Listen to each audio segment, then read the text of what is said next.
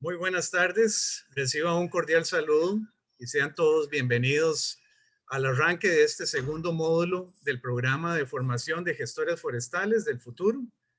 Este módulo que estamos iniciando lleva como nombre Gerencia y Mercados.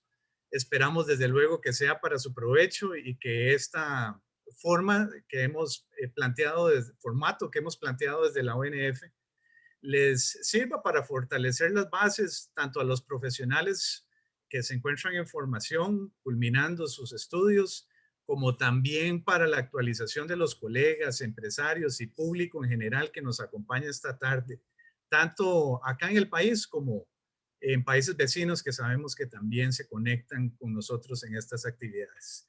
De nuevo, sean todos por favor bienvenidos y sin más demora, permítanme introducir a don Felipe Vega, director ejecutivo de la ONF, quien hoy nos ofrecerá unas palabras de bienvenida y a su vez estará presentando a nuestro invitado especial para el día de hoy. Don Felipe, bienvenido. Gracias.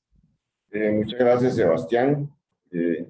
Agradecemos a todos los participantes de este tan importante evento y realmente hoy es un día especial.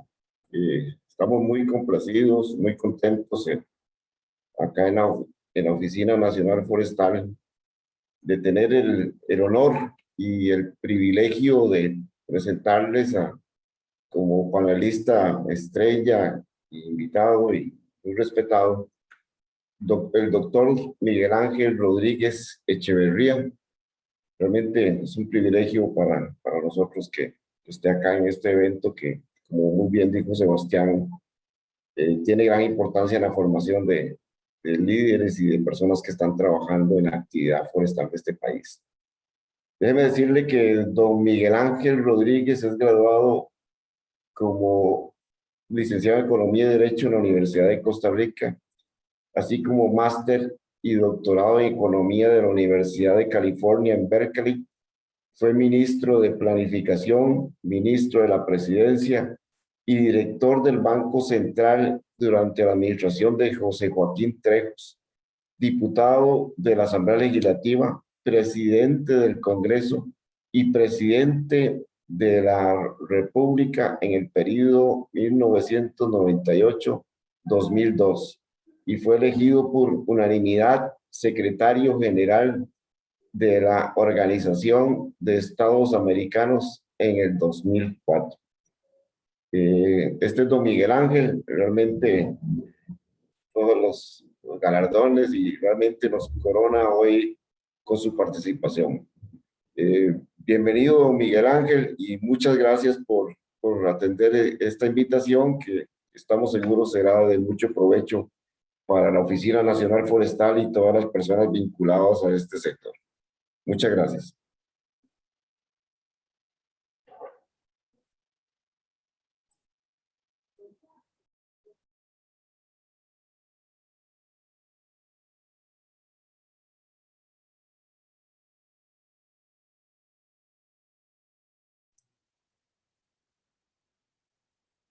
Por cualquier cosa, don Miguel Ángel, está el micrófono cerrado y no le estamos viendo todavía.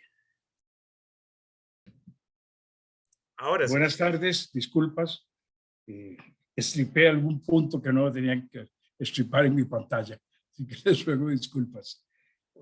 Es una gran satisfacción poder compartir con ustedes. Agradezco mucho a don Luis Felipe, a don Sebastián, a la Oficina Nacional Forestal que me hayan invitado a poder compartir con ustedes un rato esta tarde.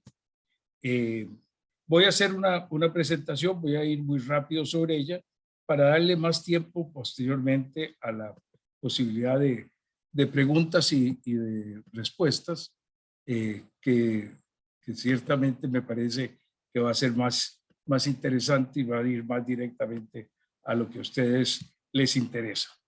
Y me atreví a hacer una presentación un poco histórica porque estamos en el bicentenario. Y entonces me parece importante que las cosas de los problemas del presente, que nos parecen tan grandes y tan difíciles y que son grandes y difíciles y exigen mucha capacidad de previsión de los costarricenses mucha capacidad de actuar inteligentemente y de forma unida, pues los comparemos con lo que ha sido la vivencia de nuestro país y veamos que los problemas nuestros comparados con los que se han vivido en algunas épocas del pasado son relativamente más pequeños, y que en el pasado gente, nuestros antepasados con mucha menos recursos que nosotros en conocimiento, en bienes materiales, en relaciones internacionales, en experiencia, lograron vencerlos. Bueno, hace 200 años llegó la noticia de la independencia, éramos unos 60,000 habitantes, si acaso 3 a 5%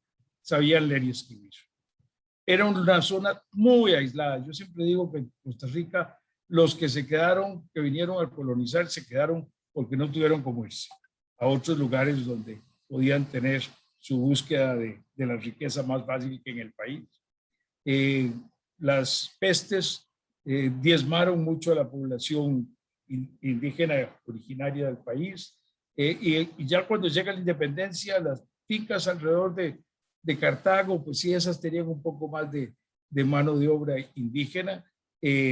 Había alguna esclavitud, desdichadamente, en algunas de las fincas y en la zona de Matina, en el Cacao, pero la gran mayoría del país eran pequeñas haciendas, pequeñas fincas muy aisladas unas de otras, casi que dedicadas a una economía de subsistencia, un modelo de subsistencia, en que el trabajo familiar era el que sacaba adelante la familia para vivir.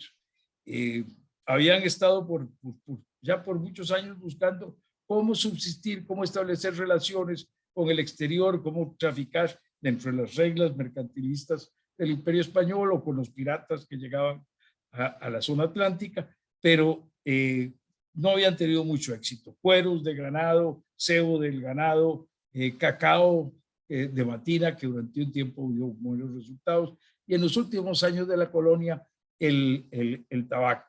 Pero realmente con esto no habíamos logrado salir de la pobreza y del aislamiento. El café llega a Costa Rica unos 30 años antes de la independencia, y ese café que llega a Costa Rica se convierte en nuestra tabla de salvación, porque nos permite conectarnos con el exterior. Los últimos gobernadores empiezan a difundir su cultivo, el inicio de la independencia, de la época de las juntas, y después con don Juan Mora como primer jefe de Estado, se reparte café, matitas de café para sembrar, almácigos, se reparten tierras para los que quieren sembrarlas. Nos tenemos la ventaja de que no nos pasó como a México o a los países de Sudamérica, que tuvieron que enfrentar guerras para resolver los problemas de independencia. Nos llegó declarada en Guatemala, y en poco tiempo, un mes y unos días, 48 días, si mal no me acuerdo la cifra, después de tener la noticia de la independencia, esos antepasados nuestros fueron capaces de darse la primera constitución, el Pacto de Concordia, y mostraron una capacidad de prever, y ellos que podían vivir sin limitar mucho el Estado en ese momento, porque casi no tenían Estado, hacen reglas para limitar la acción del Estado, para evitar los abusos. Realmente yo creo que esa es una cosa fundamental de cómo empiezan las exportaciones del café. Mucho tiempo antes que otros países, Colombia empieza a exportar café en la segunda mitad del siglo XIX. El Salvador en 1860, Guatemala en los 50. Nosotros empezamos a exportar café primero en pequeñas cantidades, y ya en los años 40 estamos exportando directamente a Europa. Y el aumento de esa exportación que tienen ustedes ahí se hace muy grande en un plazo relativamente corto. Ya para finales del siglo XIX estábamos muy cerca de lo que llegamos a exportar a mediados de ese siglo XX. Siguiente.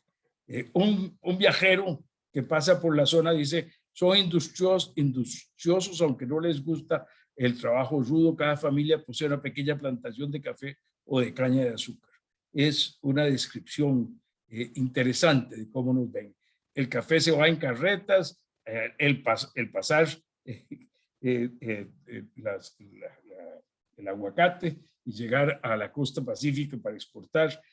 Con los volúmenes que estaban haciendo, era prácticamente una carreta detrás de la otra, en el camino de los barros de nuestro invierno. Y estos valientes antepasados nuestros lograban sacar el café. De ahí nos viene, por cierto, yo siempre cuento el cuento, casi todos lo sabemos, pero a mí me parece muy divertido de por qué tenemos ese dicho tan especial en Costa Rica de montarse en la carreta. Y es que eran tan pegadas las carretas unas a otras que habían decretos que les prohibían a los boyeros montarse en la carreta para que fueran guiando a su yunta y no se fueran a producir situaciones en que se parara el movimiento. Pero claro, hacía frío en subiendo el monte del aguacate. Y entonces un guarito caía bien y cuando se tomaban unos guaritos se subían a la carreta. Así es que no, hasta nuestros dichos más populares de nuestra historia. Después viene la construcción del ferrocarril al Atlántico y viene el banano. Y el modelo de desarrollo se va fortaleciendo. Es un modelo agroexportador, es un modelo en el cual dependemos de exportar bienes agrícolas a los mercados mundiales y entonces empezamos una internacionalización. Y como tuvimos la suerte de que no fue guerra de generales, sino maestros, aquí tengo algunos de los hombres claves en ese proceso de independencia: Osejo, Mora, el doctor Castro Madrid, don Próspero Fernández, don Jesús Jiménez. Esos dos últimos los dije en desorden. Pero ahí empieza un proceso que había empezado desde antes de la independencia con el establecimiento de la Casa de Enseñanza de Santo Tomás en San José en 1815. Y pronto tenemos una universidad y pronto tenemos una escuela ya para niñas y las cosas empiezan a ir cambiando. En el 88 ya escribí este libro que trato de hacer una interpretación de la historia de nuestro país, y una de las cosas que yo quisiera resaltar es que yo decía que el esfuerzo de una reducida población, la imagen esta me está tapando aquí, déjeme ver si lo puedo mover. Ok. El esfuerzo de una reducida y pobre colectividad que no obstante su aislamiento iba formando un Estado de Derecho al que le otorgaba funciones, pero limitándolo en sus prerrogativas para el resguardo de los derechos naturales y las libertades de generaciones futuras. No era necesario hacerlo en ese tiempo. Los gobiernos no eran tan importantes, las funciones que tenían no eran tantas, pero con previsión, viendo lo que se iba a necesitar en el futuro, se empezó a producir esa situación. Y aquí podemos ver que ya para el final del siglo, Costa Rica en educación estaba a la cabeza de todas estas naciones. Probablemente aquí me faltó Argentina. Uruguay podían estar igual, un poquito mejor. Pero estábamos mejor que Chile, estamos realmente a la cabeza en un mundo en el cual saber leer y escribir de aquel tiempo era mucho más limitado. Entonces, realmente eso nos demuestra cómo se supieron nuestros antepasados enfrentar esas condiciones de origen tan difíciles. Aquí tenemos los temas de salud. Podemos ver también cómo Costa Rica avanza importantemente en esos temas de salud. Hoy día, en América Latina, tenemos la expectativa de vida, en América Latina, no en América, tenemos la expectativa de vida que solo es superada por Canadá, superior a Estados Unidos y Chile, Argentina, Uruguay, países que tienen en otros campos posiciones mejores que las nuestras. A final del siglo hay pequeña industria, solo son importantes ya en su desarrollo técnico los grandes beneficios y algunos ingenios, pero ya hay artesanos y ya empiezan a organizarse también este tipo de pobladores y ya empieza una acción que se va a prolongar a través de nuestra historia de ser solidarios.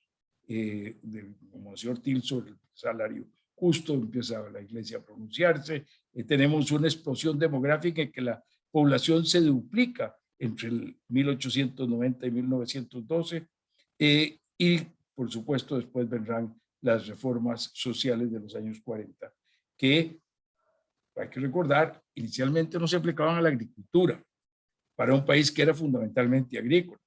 Eran para prepararnos a tener una legislación adecuada para cuando llegara la época del trabajo formal en las industrias, en comercios más amplios, etc. O sea, de nuevo, la capacidad de prever lo que iba a necesitarse y unirse frente a intereses diversos y que se enfrentaban unos con otros para poderlas ir solucionando. Tienen los cambios de la segunda mitad del siglo XX, sobre todo para mí el más importante, que fue el cambio de la educación secundaria. En la primera mitad del siglo XX nos habíamos quedado, creo que eran 7 colegios públicos. No había habido un avance. Se abre la educación al sector privado, a que los grupos privados puedan, que se había prohibido con las leyes liberales de los años de la década de 1880, se empieza a generalizar y esparcir la educación secundaria por todo el país. Se crea la Universidad de Costa Rica y empieza un proceso en el cual realmente hay, por una parte, un crecimiento muy importante en este sector de educación.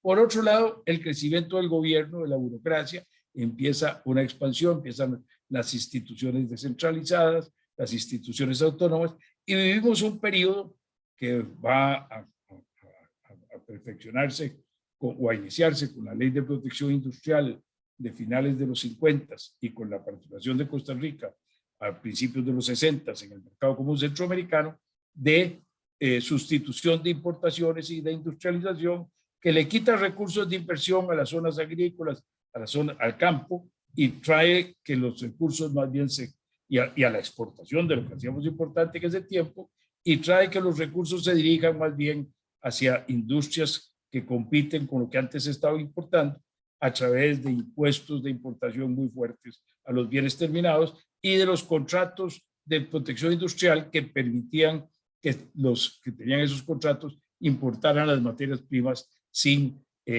casi aranceles, sin aranceles. Y eso evidentemente hace un cambio muy importante en la estructura productiva. A la vez es esa época en la cual hay otro cambio importante en el país, y es que en los años 50, 60, todavía en los 70, las leyes favorecían el botar la montaña, el hacer potreros. Si uno compraba un tractor para botar montaña, lo podía obtener con impuestos más bajos que si lo utilizaba para hacer carreteras. Pagaba tasas de interés mucho más bajas si era para esos fines que si era para fines de otro tipo. De mil maneras se nos estaba incentivando a ir en esa dirección. Y eso empieza el cambio ya desde los años 70 hacia la construcción de los parques nacionales, hacia el establecimiento de protección para la reforestación, y todo esto se va mezclando con los cambios que se estaban dando en otros campos, donde llegamos a la culminación de ese modelo de sustitución de importaciones y de predominio de la actividad estatal, en el cual habían 300 y más artículos con precios fijados. Unos precios se fijaban mínimos, otros precios se fijaban máximos. El Estado fijaba desde el Banco Central las políticas de crédito diciendo cuánto cada banco debía prestar para cada sector y con qué tasas de interés y con qué garantías, todo absolutamente regulado, y culmina con el Estado empresario, con CODESA, en un tiempo tan regulador que yo, para poner un ejemplo, con un país pequeñito, con muy poca población, con muy poca riqueza, teníamos 4 plantas ensambladoras de carros, el mismo número que las 4 grandes empresas de Estados Unidos fabricantes de carros. Y eso, que traer un carro desarmado en una caja era más caro, costaba más dólares la importación que traer un carro armado. Para Japón o para Detroit era más caro ir buscando las piezas y meterlas en una caja que seguir en la línea de montaje de los carros, donde tenían sus líneas de producción. Eso, por supuesto, nos llevó a algunos problemas. Teníamos un tipo de cambio fijo, entonces el endeudamiento externo era muy grande. Lo único que había barato en ese tiempo era el dólar. Gastar en dólares era lo más atractivo. Eso, por supuesto, creó problemas serios de balanza de pagos, nos quedamos con reservas negativas, el déficit fiscal fue creciendo porque los ingresos que inicialmente habían sido sobre los aranceles, al hacerse ese cambio de que los bienes finales eran muy caros, pero no se importaban, sino que se traían bienes intermedios, y esos no pagaban impuestos, se le perdió al Estado sus fuentes de ingresos, pero a la vez, como la inversión que se necesitaba para crear cada puesto era muy grande, se hizo que el Estado se convirtiera en el empleador de últimos recursos, y llegamos ya a principios de los 80 a que el Estado empleaba a una quinta parte de la población, cuando en los años 50 había sido un 10%, 11%. Entonces, el cambio es un cambio fundamental que se da. A esto se unen factores externos, viene una alza del precio del petróleo, unas tasas de interés muy altas que nos afectan mucho por los préstamos que teníamos, y por consiguiente viene un momento en que ya los prestamistas externos ya no le prestan a Costa Rica. El gobierno de aquella tiempo decía, bueno, si no me prestan, entonces emitimos dólares. Echaron al representante del Fondo Monetario Internacional, emitieron colones, y con eso la inflación se hizo muy grande. Llegamos a una inflación de prácticamente el 100%, el desempleo se duplicó, la pobreza pasó de un 20 a un 50%. Y eso todo era con un tipo de cambio fijo que limitaba las acciones de cómo los gobernantes podían ir ajustándose. Bueno, eso nos trajo los cambios. Fuimos a otro modelo, un modelo de promoción de exportaciones y de inversión directa extranjera, que vino mezclado con un cambio muy importante en la generación de servicios como el turismo y en las relaciones del gobierno, ya con la reforestación, yéndose al pago por servicios ambientales, y tratando de que no solo fuera las reservas estatales las que defendieran la diversidad y la cobertura forestal del país, sino que lo pudiéramos hacer a través de los privados que pudieran dedicar tierras a esas actividades. Viene un cambio muy importante en la ganadería, de una ganadería expansiva, extensiva, nos vamos a una ganadería mucho más concentrada, baja la cantidad de explotaciones y la cantidad de unidades que se tienen en el país, y cambia mucho el uso de la tierra, y este cambio que nos ha resultado tan favorable, porque resulta que las personas empiezan en el turismo y en actividades relacionadas con las áreas protegidas a obtener los trabajadores mejores ingresos que los que antes estaban obteniendo en las explotaciones agroganaderas. Todo esto se da entonces con lo que ustedes conocen bien, en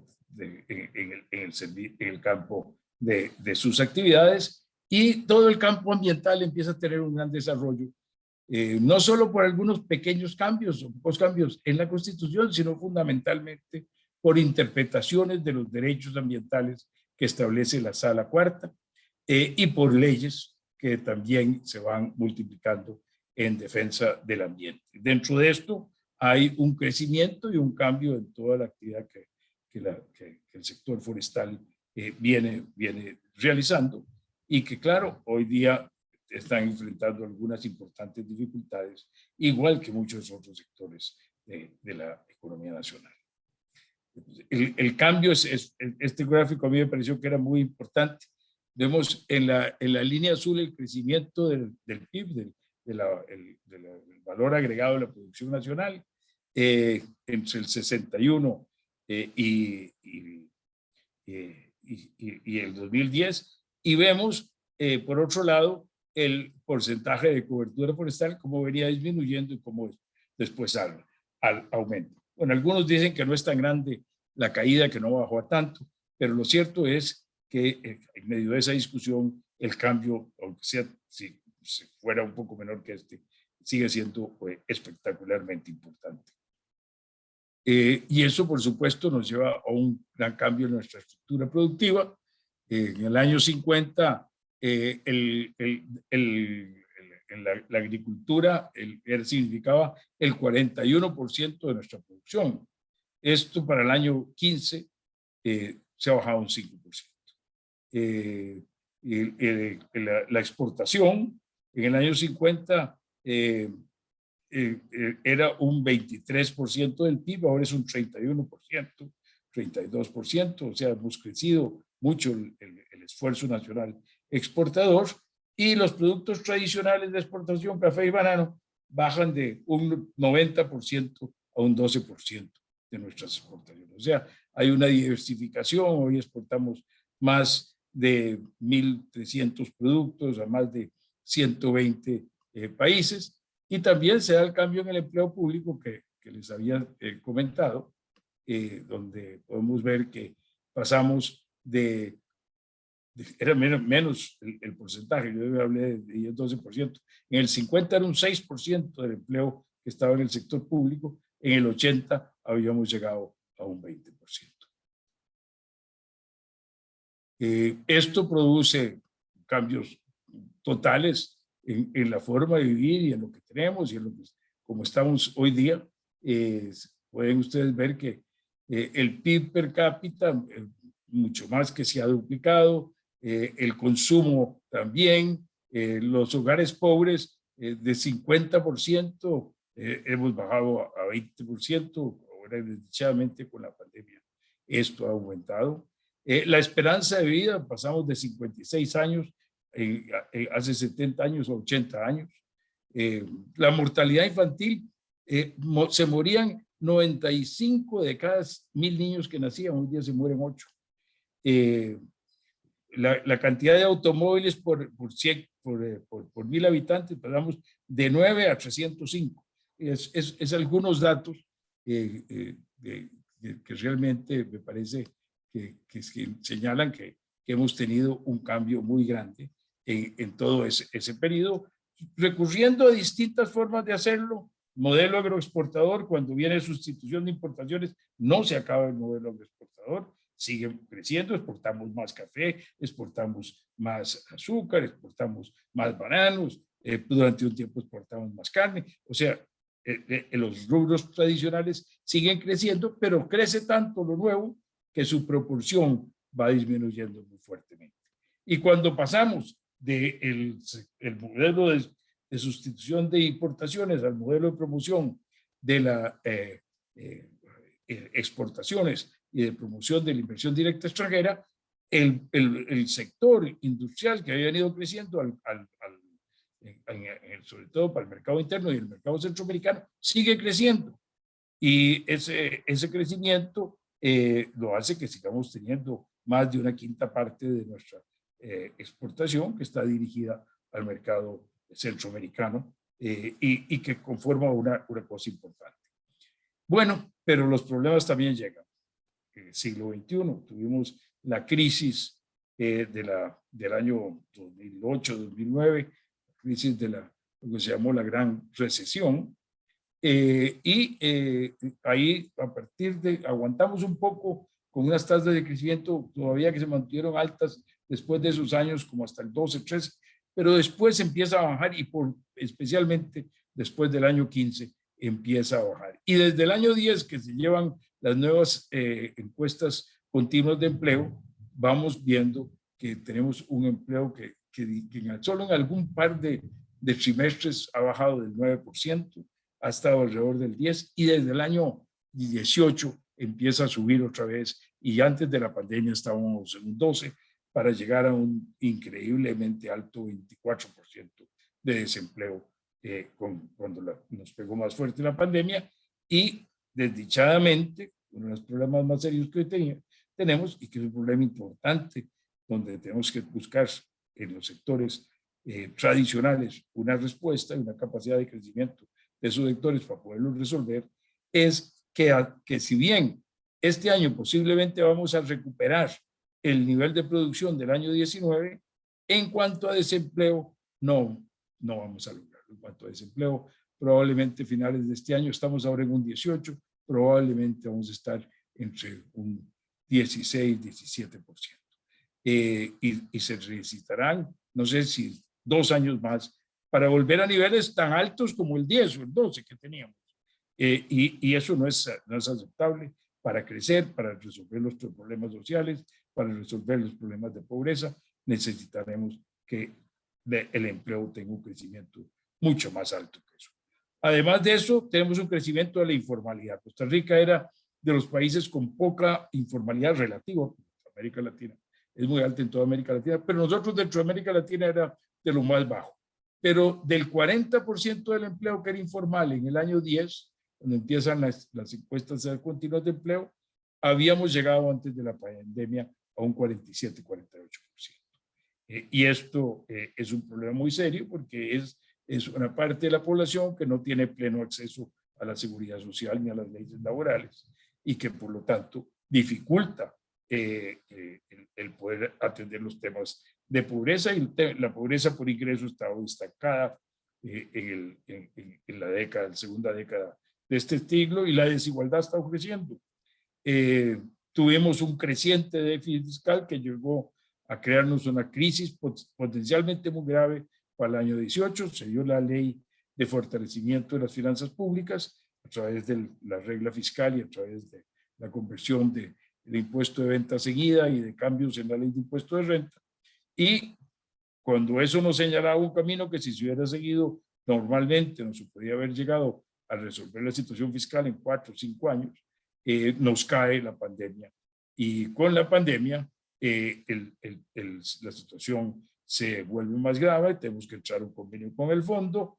Ese convenio con el fondo ha dado resultados iniciales. Este año los resultados fiscales son mejores que lo esperado, mejores que el convenio con el fondo, que los límites del convenio con el fondo, pero el problema persiste y para el año entrante el presupuesto que se ha presentado lo señala, y las agencias Fitch, una de las agencias clasificadoras de países, se ha mostrado muy complacida de que señala un camino de mejora de las finanzas públicas hacia adelante, pero continuar en eso depende de que el futuro gobierno siga por este camino y que se aplique la regla fiscal, que no es constitucional y que podría cambiarse por una simple ley en la Asamblea, lo que la hace débil. Por eso desde el año 88 yo había propuesto una regla fiscal constitucional que nunca logré que se aprobara, pero que gracias a Dios por lo menos ahora está en la ley, pero que tiene esa debilidad. Y los aspectos positivos es que en medio de todo esto, la inflación y el tipo de cambio han estado dentro de lo posible bastante estables, comparado con los otros problemas que hemos estado viviendo. Y esto demuestra un buen manejo de la política monetaria del Banco Central. Además de los problemas económicos, tenemos problemas políticos, tenemos una fragmentación política, tenemos una dificultad de que tenemos muchos partidos y los partidos con muy poca cohesión interior. Una situación de desconfianza que compartimos con Europa, con Estados Unidos, con América Latina, en que se da una desconfianza del pueblo en las élites y de las élites en la capacidad de las personas en el pueblo de hacer selecciones adecuadas. Una dualidad que nos viene de que los sectores protegidos para la exportación en zonas francas y la atracción de inversión directa extranjera tienen un crecimiento acelerado y demandan al mismo tiempo una mayor calidad de mano de obra, una mano de obra más calificada, y eso dificulta el que te consigan la cantidad de trabajadores que necesitan. Y por otro lado, en el sector tradicional no se ha generado suficiente crecimiento y esto dificulta entonces la generación de empleo. Esto tiene que ver con un problema serio, que para mí la seriedad más grande que tiene es que los ticos creemos que tenemos un sistema magnífico de educación. Estamos equivocados.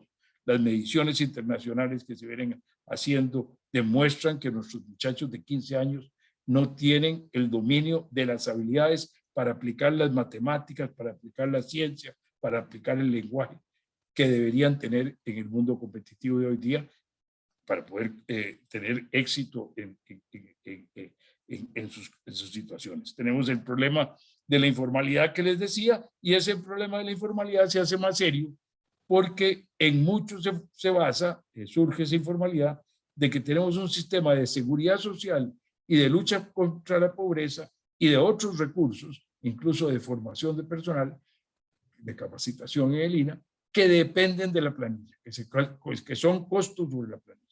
Y vamos a tener que ir a en medio de esta necesidad de ir resolviendo el tema fiscal, vamos a tener que ir evolucionando hacia una transformación del financiamiento de estos regímenes. Dimos un primer paso importante con la Ley de Protección al Trabajador, pero esto no resuelve el problema del régimen básico de invalidez, vejez y muerte. Resuelve en parte el que los que vayan a irse pensionando, que del sector formal tengan una segunda pensión que les ayude a que no sea tan beneficiosa la de invalidez, vejez y muerte, y que en el conjunto de las dos tengan una situación aceptable, pero para mantener eso necesitamos refinanciar invalidez, vejez y muerte, y eso nos va a obligar a hacer cambios en la estructura de impuestos que tenemos. Es crear unos impuestos para quitar otros, pero eso va a ser difícil, siempre es difícil, porque toca distintos intereses.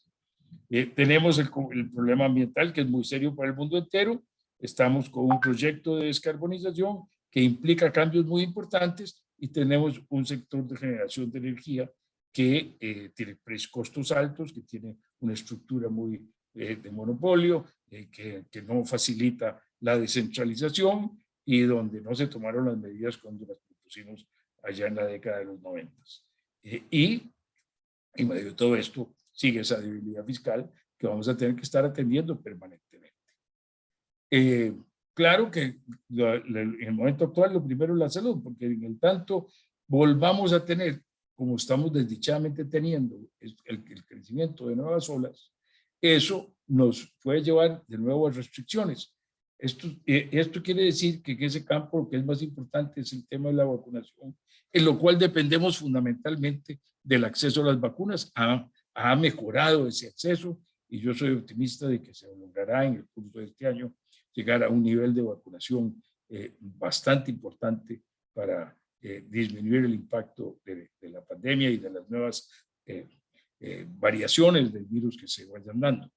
Pero va a haber que pensar cada vez más en que cuando haya restricciones sean focalizadas por zonas geográficas y por actividades para tener menos impacto en la economía y en la generación de empleo. Y que requerirán también seguirle dando un apoyo al sistema de salud para que pueda continuar sin explotar como gracias a Dios hemos tenido hasta ahora, pero estamos al filo de no poderlo seguir haciendo un sistema que tenga capacidad para enfrentar las dificultades que hemos estado viviendo. Y en generar empleo y generar empleo formal. Y ahí tenemos que verlo desde los dos lados. Del lado de aumentar la oferta de ocupaciones, o sea, que haya más demanda de trabajadores por el sector productivo, y esa demanda de trabajadores que sea de trabajadores que tengan las condiciones adecuadas para este trabajo, o sea, que haya demanda de trabajadores por el sector tradicional y que haya demanda de trabajadores por el sector, digamos, más de exportación de zonas francas, etcétera, y de servicios que se ha venido generando.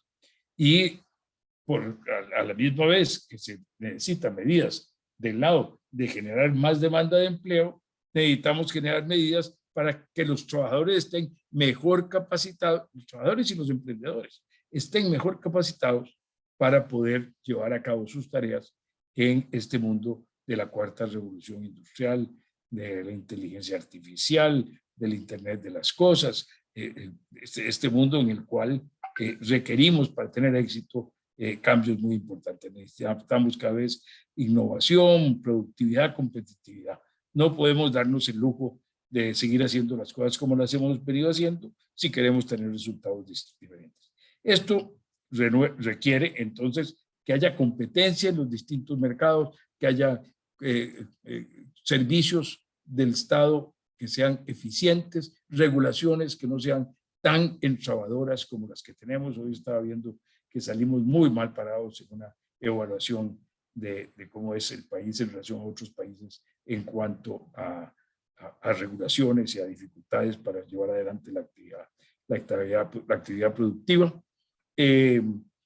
Necesitamos que la regulación del Estado sea también más eficiente para que no se nos estén poniendo trabas en el camino de cómo hacer las cosas. Necesitamos ampliar los mercados y aquí desdichadamente hemos tenido una dificultad. El país se ha dividido, no ha querido entrar a la iniciativa del Pacífico, que sería como ampliar nuestro mercado protegido común centroamericano para tener más posibilidades de que las empresas que trabajan en el sector tradicional puedan ofrecer más empleos. La reforma al financiamiento de la seguridad social, los problemas de enfrentar la descarbonización de una manera eficiente, lo que quiere decir que debemos hacerlo capacitando cada vez a la gente para que los nuevos impuestos, las nuevas actividades que se vayan a desarrollar como parte de esa descarbonización, en la cual el sector forestal puede tener un papel muy importante, debe tener un papel muy importante, generen los empleos adicionales que se van a perder en otras áreas al hacer ese cambio en la estructura productiva. Un uso cada vez más racional de nuestros recursos naturales, en lo que no hemos tenido en algunos campos mucho éxito. Y el problema de seguridad ciudadana que tenemos y que necesitamos enfrentar por estar en esta ruta de tránsito de las drogas, que ha hecho que este país, que allá en el 2002 tenía 6 asesinatos por cada 100,000 habitantes, hoy hayamos duplicado esa cifra y estemos en el orden de 12 asesinatos por 100,000 habitantes año. Lo que nos pone ya a nivel de lo que la Organización Mundial de la Salud, más de 10 en ese número, lo considera como una epidemia.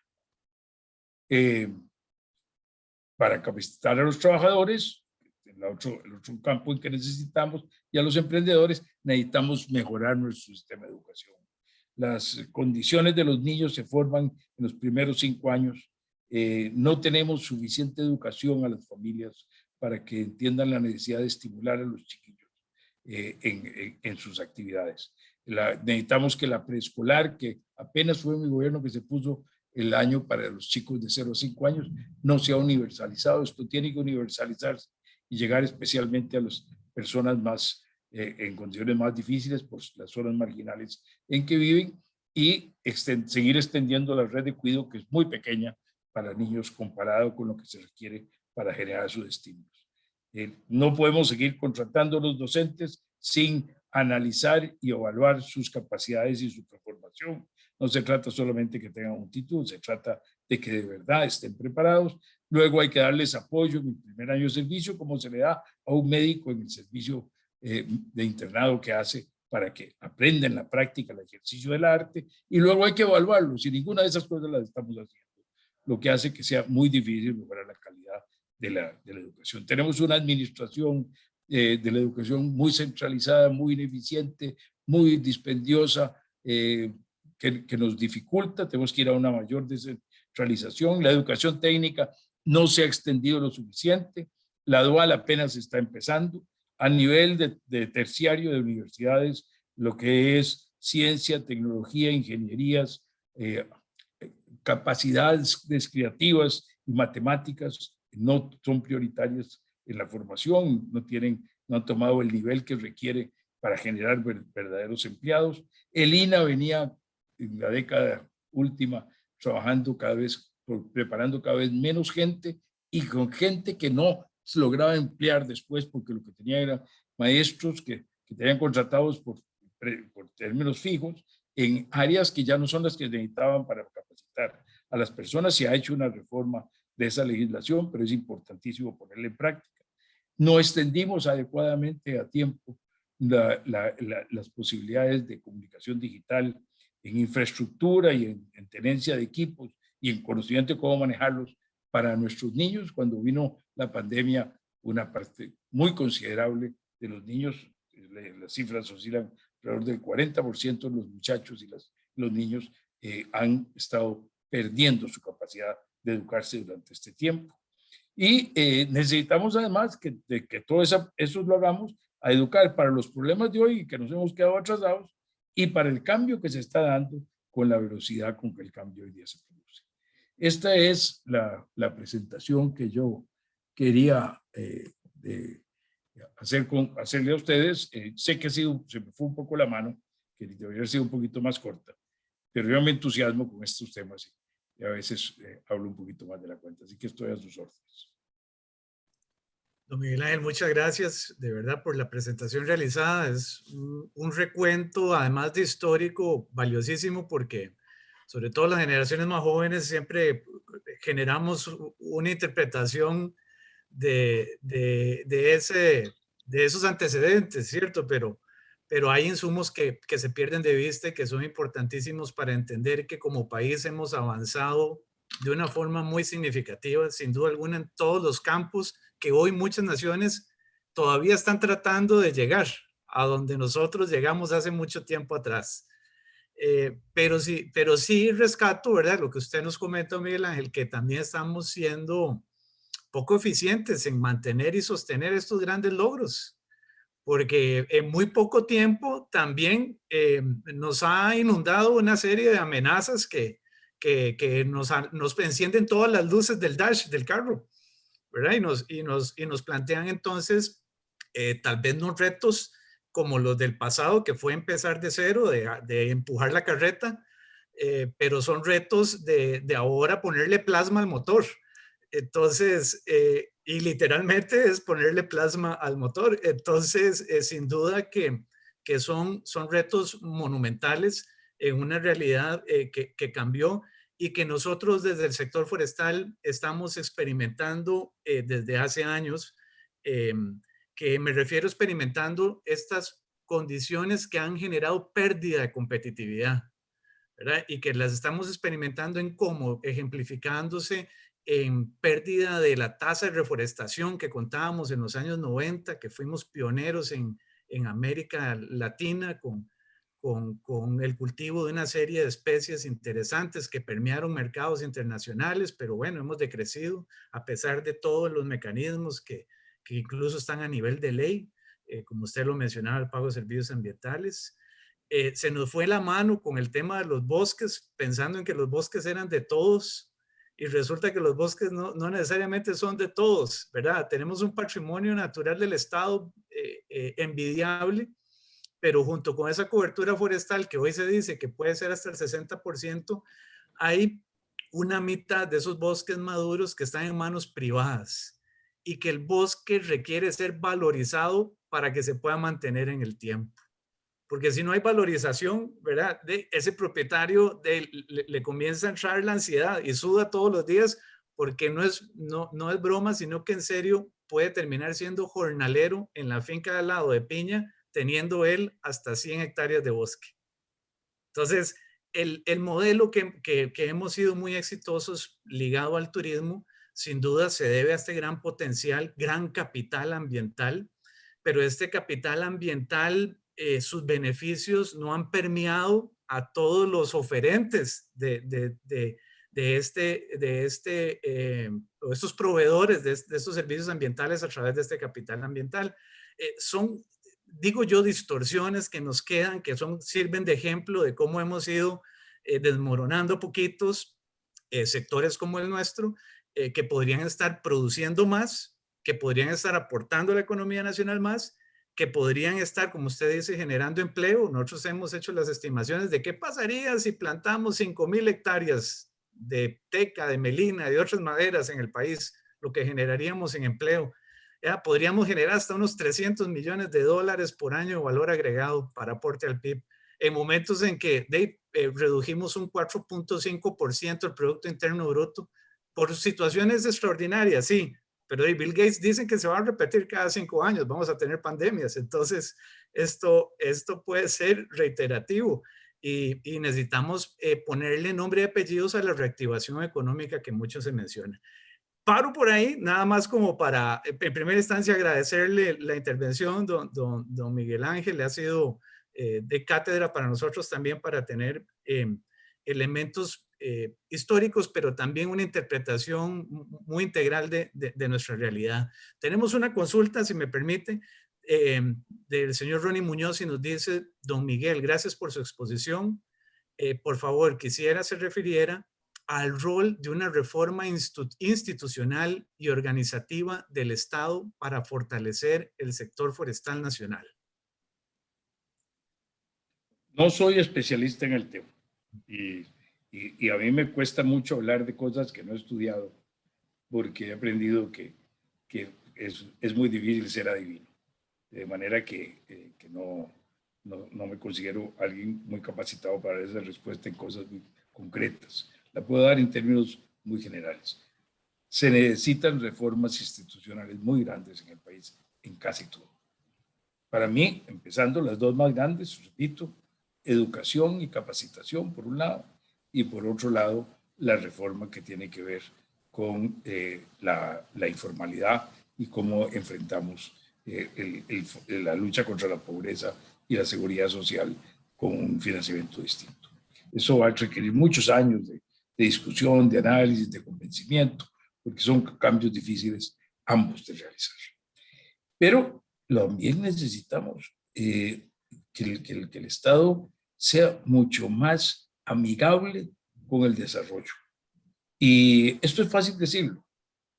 ¿Cómo lograrlo? Bueno, los logros, en el caso general, y después voy un poquito más a lo más específico, en el caso general, los logros, la primera cosa es que tenemos que ver es, hay que revisar todas las regulaciones.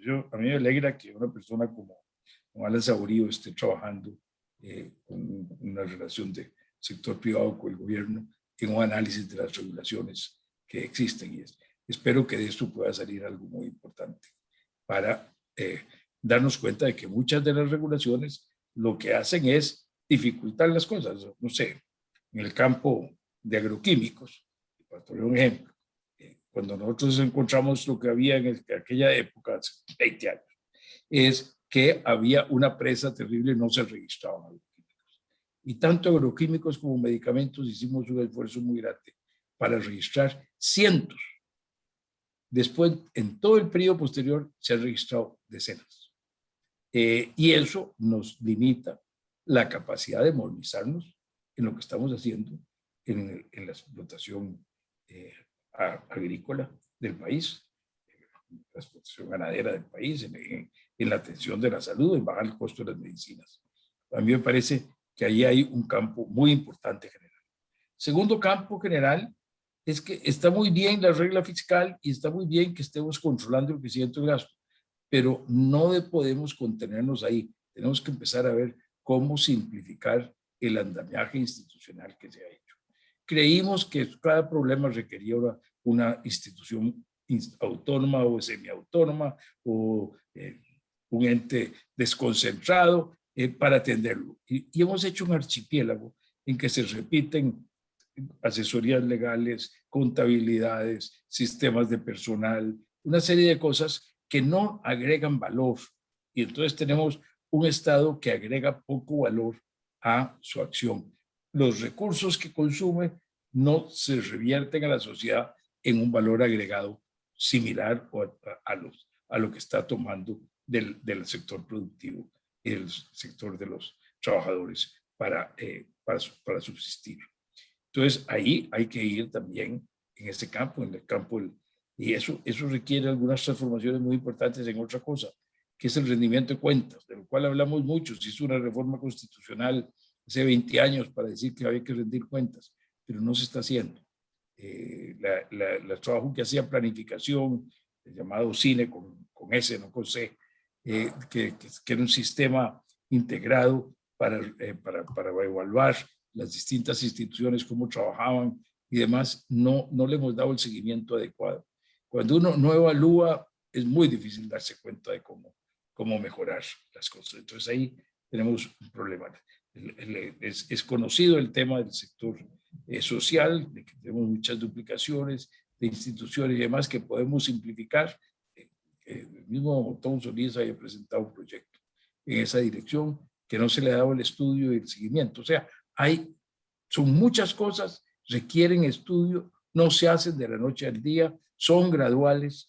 Nosotros no somos revolucionarios, es un país gradualista, pacífico, que hace las cosas poquito a poco, pero que tenemos que estarlas haciendo.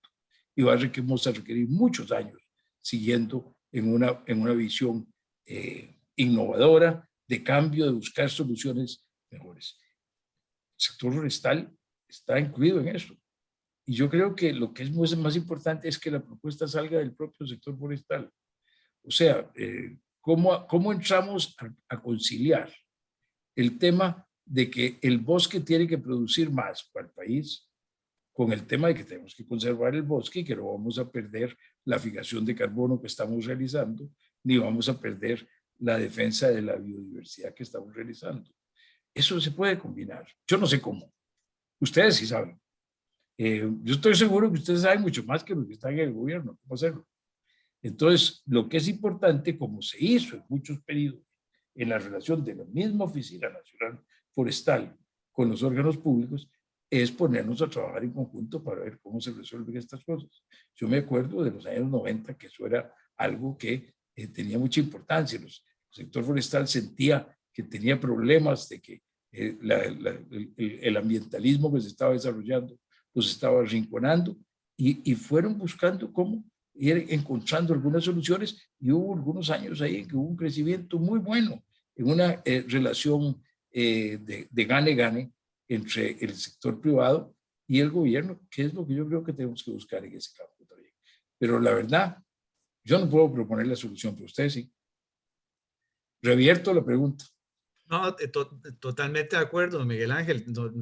Los planteamientos, las propuestas y las acciones, por supuesto que las tenemos clarísimas a nuestra ciencia, ¿verdad? De cómo debería emprenderlas el país. Lo que nos falta, tiene razón don Ronnie Muñoz en su pregunta de que, bueno, es que cosas tan sencillas como que en los años 80 existía una Dirección General Forestal, o sea, había una cabeza dentro del Ministerio de Ambiente que velaba por los asuntos forestales y de repente sí, a través de la legislación se nos fue la mano en dispersando responsabilidades en un sinnúmero de entes que el mismo Ministerio de Planificación nos ha dicho, son más de 300 entes que andan circundando, ¿verdad? Donde unos agregamos más valor, discúlpeme, pero algunos agregamos más valor y otros no tanto, ¿verdad? Entonces, el asunto es que efectivamente hay cosas que se perdieron de camino en estos procesos de generar institucionalidad para acompañar al sector, en algunos casos para acompañar al sector privado, pero que bueno, ya después de 20, 25 años estamos dándonos cuenta de que no están siendo lo más efectivos. Entonces, coincidimos de que probablemente sí en todos los sectores habrá que hacer reformas, pero para nosotros, sin duda, sería más sencillo tener canales más directos con un resorte, por supuesto que político, para que las cosas ocurran. Ahí se nos ha ido el tiempo a pesar de las propuestas y por ende no se ven los resultados y esperemos que pronto sea realidad. Don Miguel Ángel, si me permite, bueno, también le saludo a Beverly Hernández, también Alan Méndez pregunta que cuál es la estrategia que se ha planteado, me imagino que ha pensado Miguel Ángel, para que las universidades públicas realicen investigaciones en los bosques nacionales. Plantea Alan Méndez, ¿cuál es la estrategia que se ha planteado para que las universidades públicas realicen investigaciones en los bosques nacionales? Bueno, eso le adelantamos a don Alan que son responsabilidades ya dadas incluso, ¿verdad? Para los entes académicos. No sé si gusta agregarnos algo más.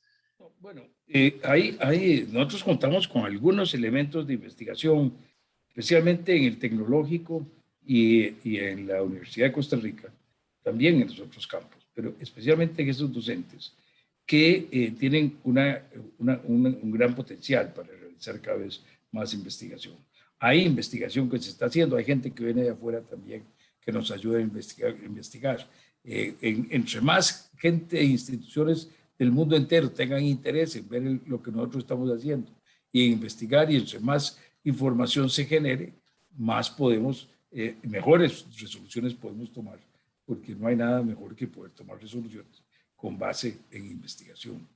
De manera que a mí me parece que es un tema importante el propiciar esto. En mi experiencia, los órganos sectoriales privados pueden jugar un papel importante en promover algunas de esas cosas. Si hay temas, por ejemplo, que ustedes encuentran que son interesantes para ustedes de que se investiguen en los bosques, plantearle eso a los académicos es enriquecer la capacidad de la investigación, porque ellos no van a tener la capacidad de saber las cosas que de verdad están siendo interesantes para para los que están en la brega, para los que están en la trinchera de producción, qué es lo que requieren obtener de información. Entonces, la relación entre los sectores productivos y los sectores académicos es importantísima. En Costa Rica no se da en la magnitud que se requiere. Una de nuestras fallas importantes para la innovación es la falta de relación entre la investigación académica y la investigación y las necesidades del sector productivo. Totalmente de acuerdo. Sí, es algo que hemos trabajado, sin duda se tendrá que seguir trabajando, además de que tomar decisiones fundamentadas en criterios técnicos, ¿verdad? Nos va a dar como resultados mejores políticas públicas, don Miguel Ángel.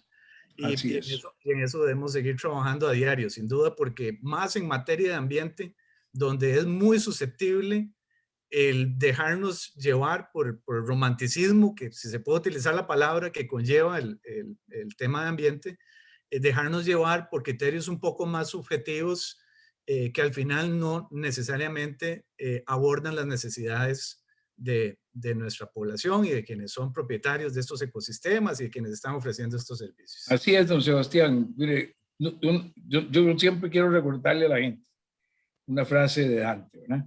Que de buenas intenciones está empedrado el camino de los infiernos.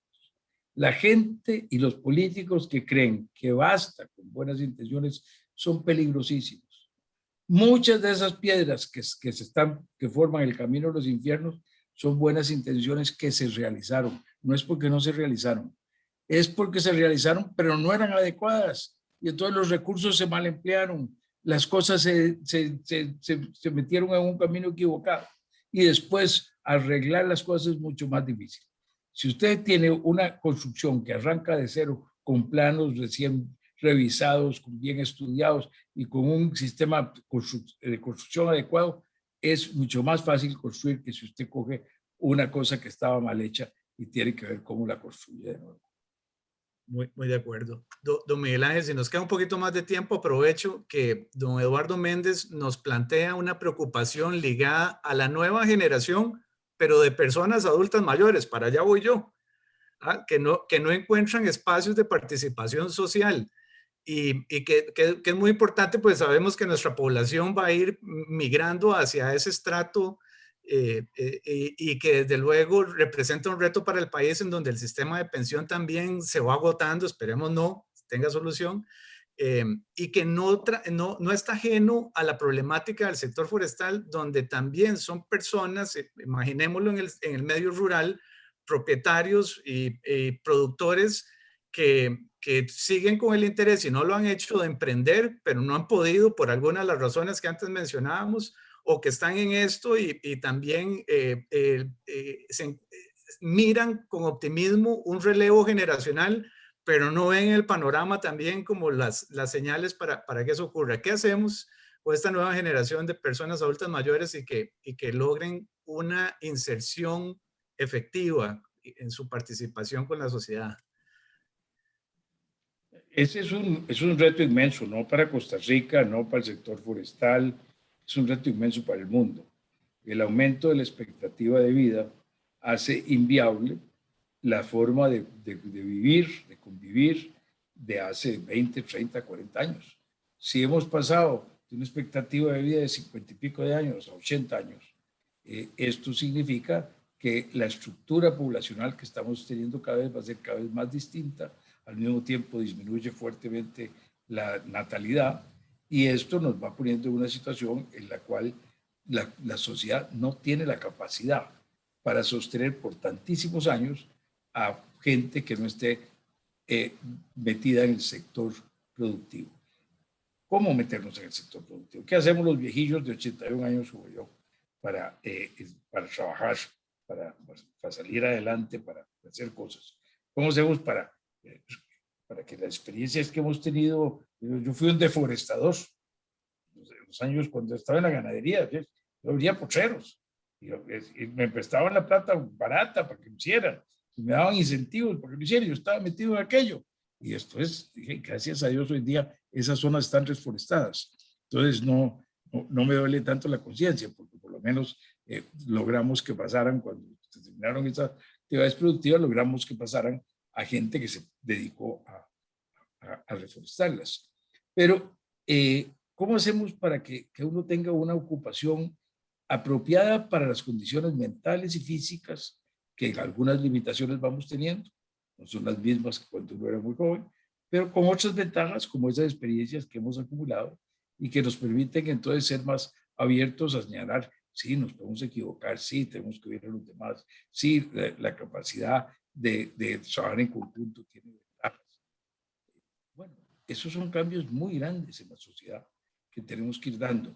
Va a ser difícil. Es parte del problema que vive la sociedad de Suecia o de Francia o de Italia o de Canadá o de Estados Unidos o de Brasil o de Costa Rica o de Chile o de Guatemala. Son similares.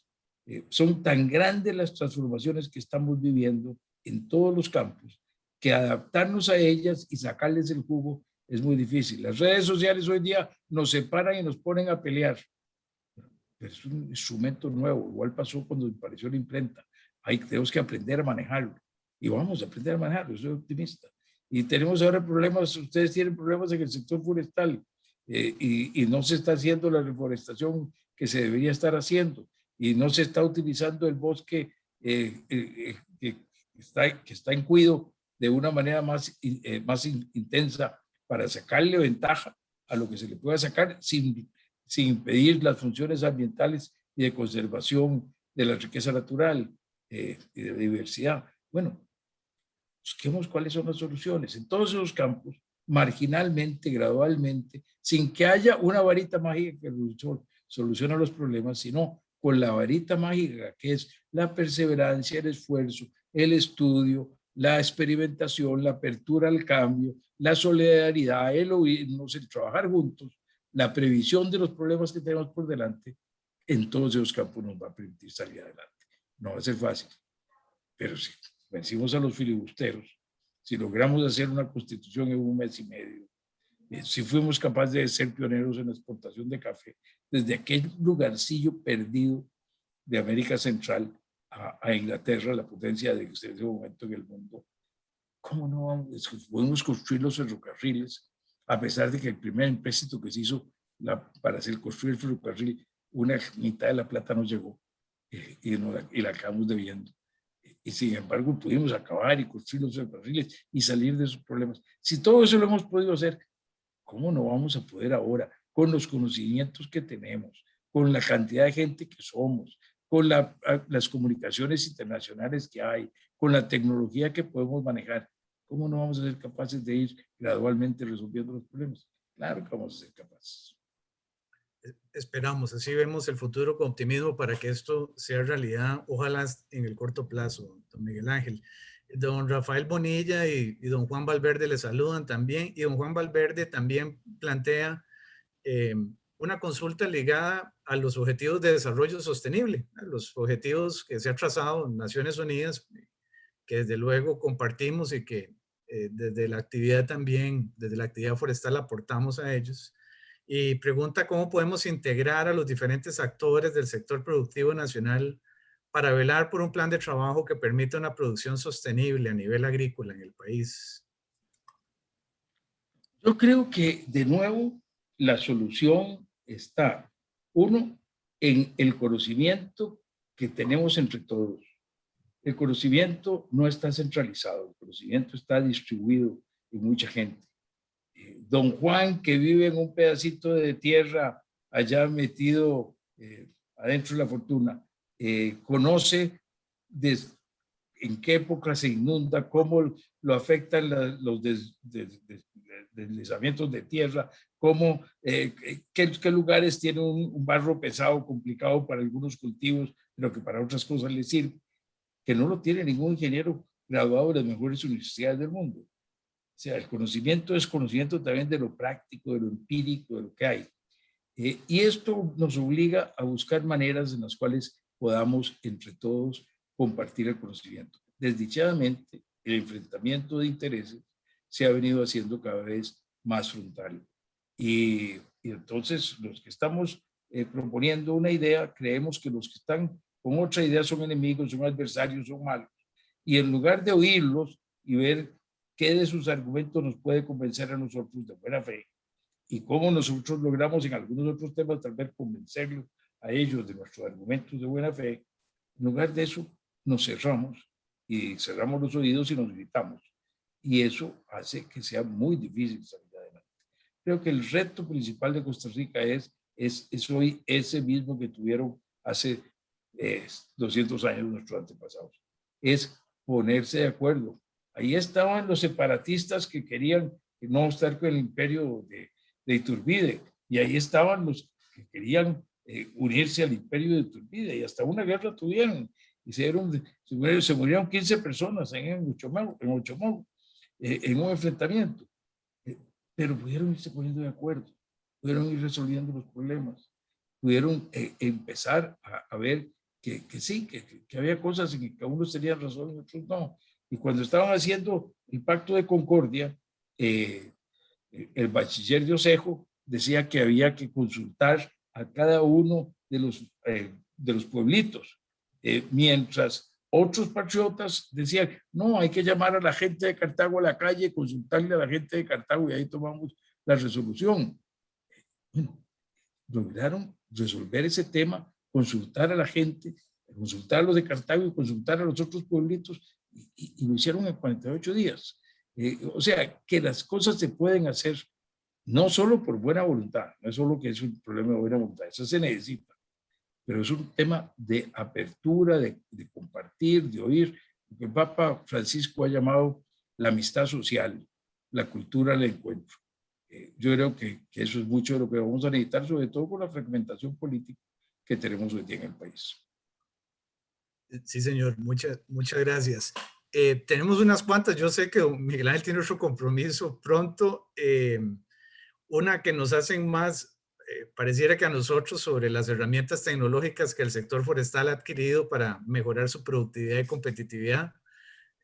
Pues sí las hay, nada más para contarle a Alan Méndez que nos pregunta, don Miguel Ángel, hoy en día practicamos una silvicultura de precisión, se utilizan herramientas tecnológicas, desde luego los sistemas de información geográfica que vinieron a facilitarnos el ordenamiento territorial de los proyectos y el manejo territorial de los proyectos.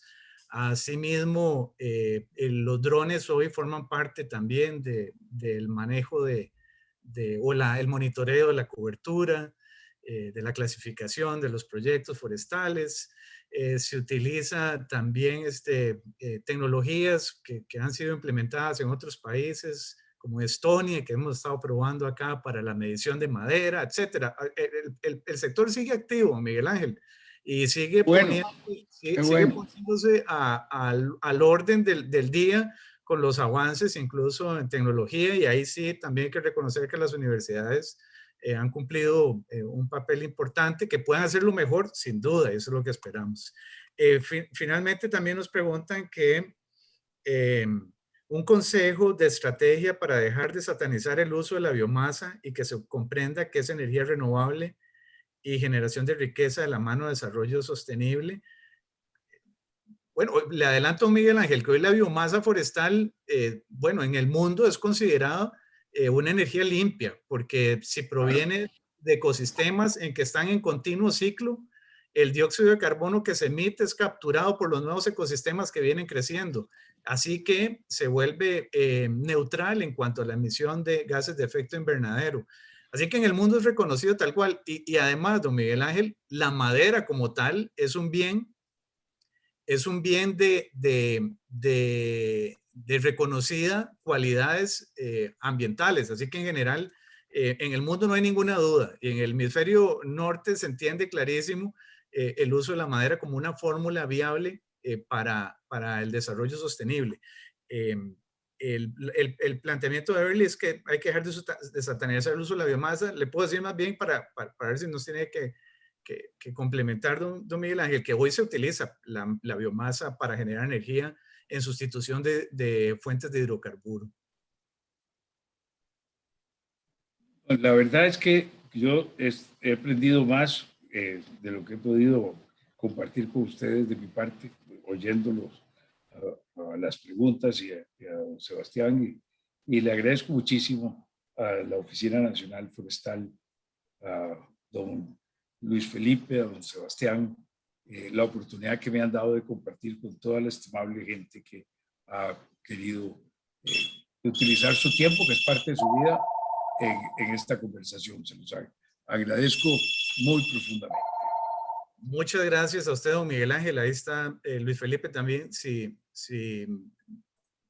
nos acompaña. No, muchísimas gracias, realmente muy valioso. Estaba realmente deleitándome de todo su conocimiento y de toda. Aquí podría durar, no sé, 3 horas, 10 horas, no sé, todo el día pues, oyéndolo, Miguel Ángel. Y realmente me satisface mucho porque nuestro desarrollo y nuestra base de competitividad se fundamenta en la base de conocimiento, como muy bien nos puso Sebastián, y estamos enormemente agradecidos. Le agradezco mucho por su tiempo y su disposición y estamos para servirle, don Miguel Ángel. Pues igualmente, muchísimas gracias. Que Dios los bendiga a todos y que el sector encuentre respuestas muy productivas para el propio sector, para ganancia de los miembros del sector, pero también para beneficio del país, sin duda, y de las generaciones futuras. Buen equilibrio. Muchas gracias, don Miguel Ángel. Y de verdad que muy valiosa toda su compañía y aporte. Gracias de nuevo y saludos a todos. Nos vemos en la próxima. Ahí lo estarán viendo también por los medios que acostumbramos. Que estén muy bien. Buenas tardes. Buenas tardes. Buenas tardes.